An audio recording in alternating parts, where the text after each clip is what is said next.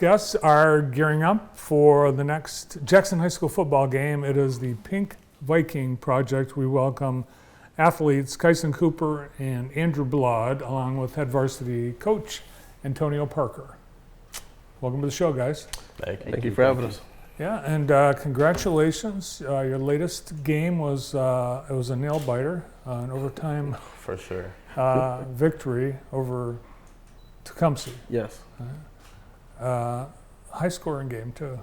Yeah. Oh yeah. 50. Yeah.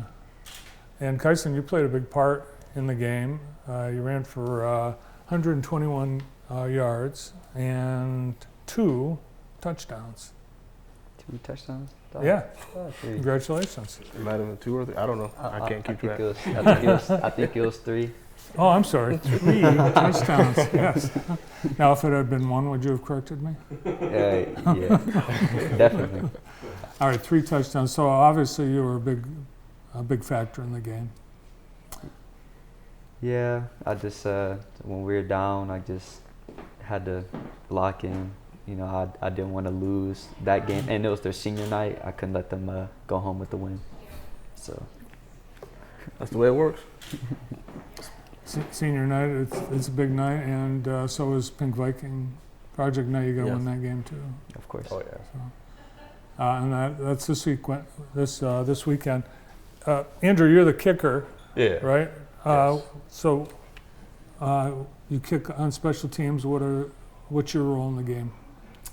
Well, really, I just got to kick the ball to the right places, make all my PATs like they asked me to in practice and everything. And then I got DN too, so I got to focus on defense. I can't focus all on kicking, you know, I got to be on defense, getting the stops as well. But honestly, on PATs, you just got to get it through the uprights. That's the point. You just got to get it done and over with. Don't got to worry about it too much. It's a short field goal. You can't overthink it or anything like that. Just put it through, get the point, go to the next kickoff. I believe the winning point was on a 2-point conversion. It was. That was a little relief for you, I bet. Oh yeah. I didn't have to go out there and make anything with pressure on my back. You know, the guys got it done. We got the win, so I'm proud of everyone. And 2-1 now. Way to go. We've got the Pink Viking Project. Antonio, tell us a little bit about the history of this game and what it's all about. So originally this was started long ago with the former head coach Scott Farley, probably back in 2013, somewhere in that window.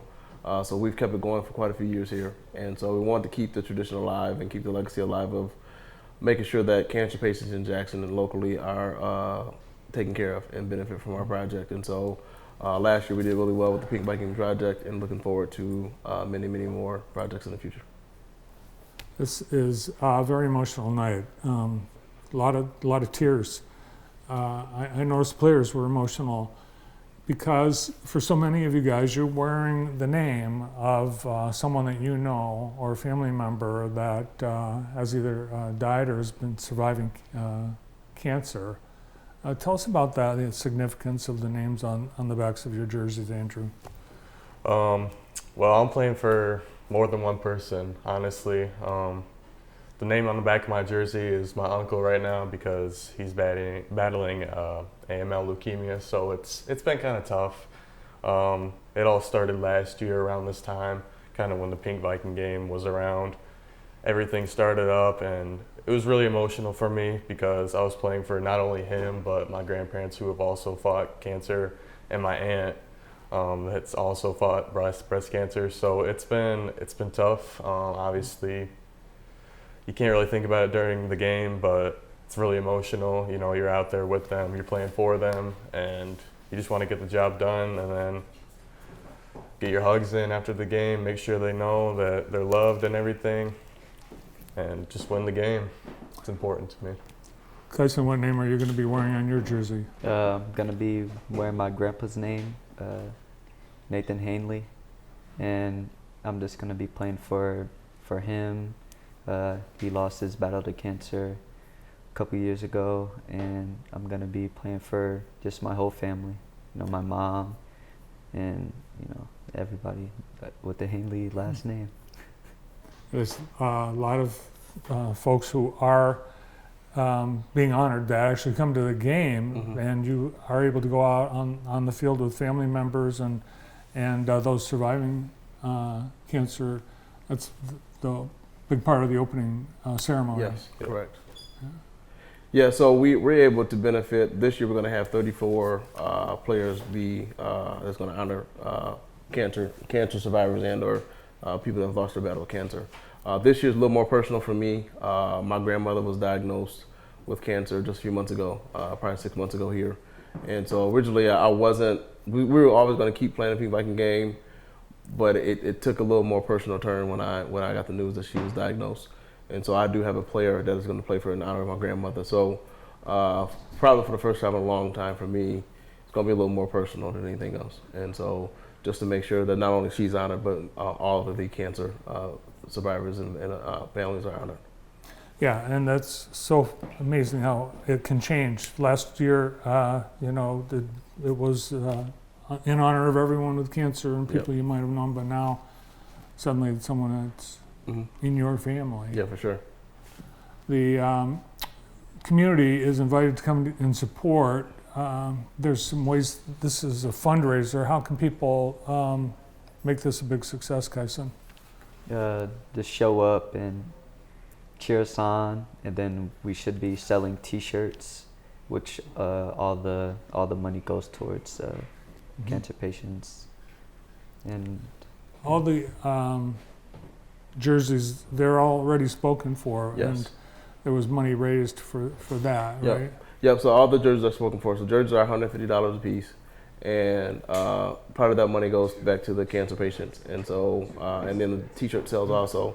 And so when somebody buys a T-shirt, that's their admission into the game, and then there's also that money also goes back to those cancer patients. I believe last year we were able to raise just over $6,000 for Henry Ford to affect our local cancer patients here in town. And so we're able to kind of really impact Jackson the way we want to. And so that money stays locally for medical bills and for medicine and all that kind of good stuff, and gas and all that stuff for people to get back and forth to their appointments.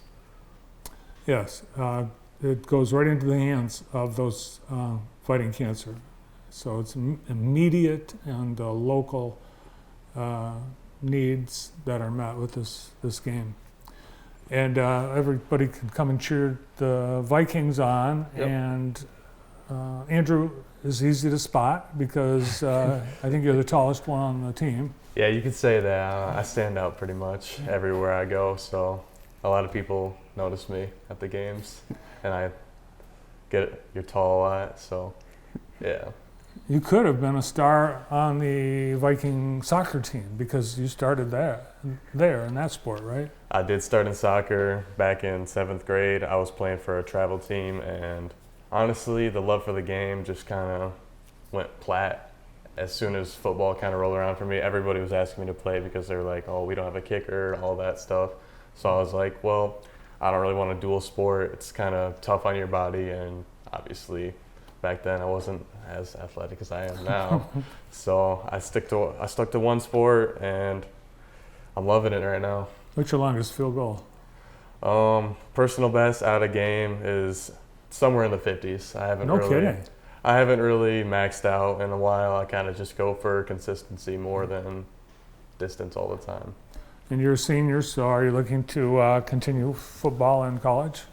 Yeah, I believe so. I think it's kind of been a long time dream for me, to go out to the college level, play games, obviously, be on TV.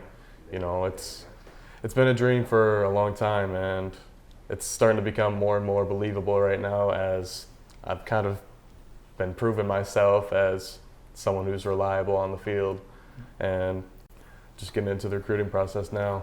Well, I know coaches are looking at you. Is there any school that would be your dream to go to?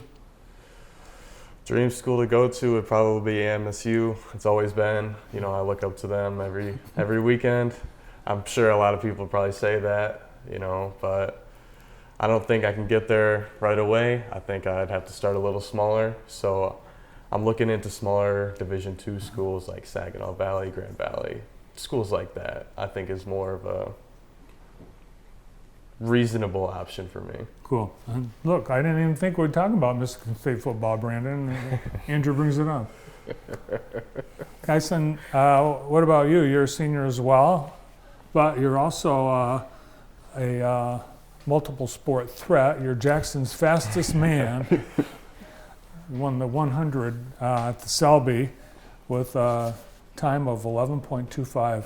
Did I get that one right? Yeah, you got that one right. And it was, it was, there's some incredible runners, and it was almost the last minute you pulled ahead, but you did. And congratulations on that. What about next year? Next year, I'll probably just the same thing as Drew. Just, I don't really have a dream school. It's just, whatever school that says, hey, we want you to come play. You can run track and play football, and I'll just accept it.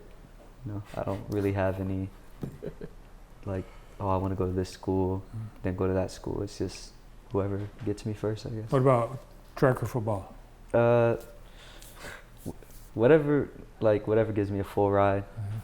But if I can do both at that school, I will. All right, and it's not lost on many people. Your name is made for football. Andrew Blood, Drew Blood. Yeah. And you go by Drew. Yeah, I do. Did your parents know what they were doing when they named you Andrew? Well, I think so. I mean, it was on purpose. It seems like it was planned, but Yeah. I'm not really sure. Great name for an athlete. Antonio, it's been a great start for the season. Yes. It's got to be a blessing to have the Al Glick indoor training facility. I was over there a couple of times. You guys are working out. Yeah. You're always using it. Yeah, it's a huge blessing to have that building and to be able to, no matter what, we can always practice. And so outside of a power outage, which is kind of rarity, but for the most part, we can always practice. And so again, a huge thank you to the Al Glick family and their foundation for blessing us with that facility. And so it's been a great thing for us to use and be able to take advantage of it. Like, for instance, like tomorrow, our middle school game, we got our first middle school game tomorrow. And so we already know we got to practice inside. So it's not the worst thing in the world. Like, we're just going to have to go from practicing outside to inside, so we can always practice no matter what. Good luck in the Pink Viking game, and I think the team has a pretty good record in Pink Viking games over the years. I think we do. If my memory serves me right, I think we played in 9.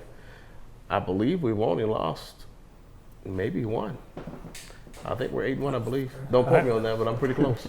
Yeah, I can't remember a loss, so let's just say it's an overwhelmingly winning game, and hope it continues this week. Same here. See you at the game. Thanks for coming in. Thank you. Thank you. Yep. Keep up the great work. Athletes Kyson Cooper, Drew Blood, and Coach Antonio Parker from the Jackson Vikings.